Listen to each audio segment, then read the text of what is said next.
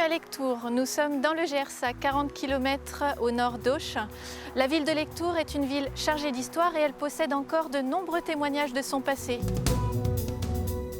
Il n'y en a qu'un qu'elle possède et qui est difficile à identifier. Et pourtant, c'est un bâtiment qui est très important pour l'histoire de la ville, puisqu'il s'agit du bâtiment presque entièrement conservé de patrimoine industriel dans le sud-ouest. Venez avec moi, je vais vous le faire découvrir. Bienvenue à la tannerie royale de Lectoure, la seule tannerie en France qui subsiste encore aujourd'hui dans son intégrité. Lectoure développe le commerce du cuir pour plusieurs raisons, dues aux ressources naturelles qui sont présentes ici, le bois nécessaire au tannage, l'eau qui est sous nos pieds. La tannerie sera alimentée par deux fontaines, la fontaine de Diane et une fontaine qui court sous le bastion, et une main-d'œuvre qualifiée déjà d'ouvriers qui travaillaient dans les tanneries de Lectoure. Alors, cette tannerie est particulièrement remarquable parce qu'elle est d'une taille tout à fait impressionnante pour l'époque. Donc, Jean Duclos, capitoul de Toulouse, a deux fils et ces deux fils, semble-t-il, héritent d'une tannerie en 1751.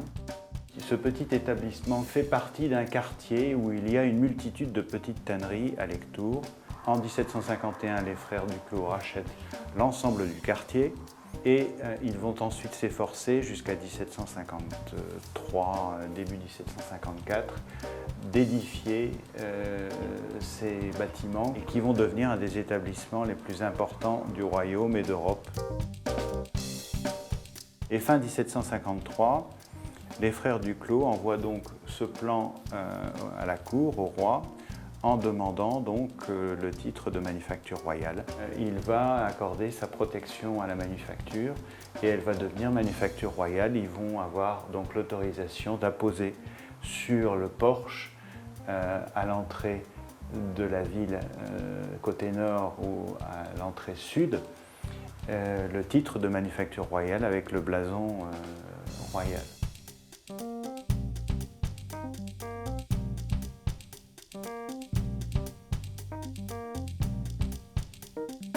Cette période des années 1750-1760 sera certainement assez prospère. Ensuite, il y a ce ralentissement d'activité.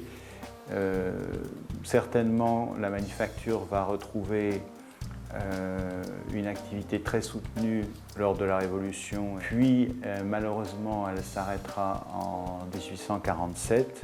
Et l'ensemble des bâtiments et l'outillage et de tout ce qui s'y trouve sera vendu en 1850 à la barre du tribunal de Lectoure. Les bâtiments administratifs ont connu des utilisations diverses.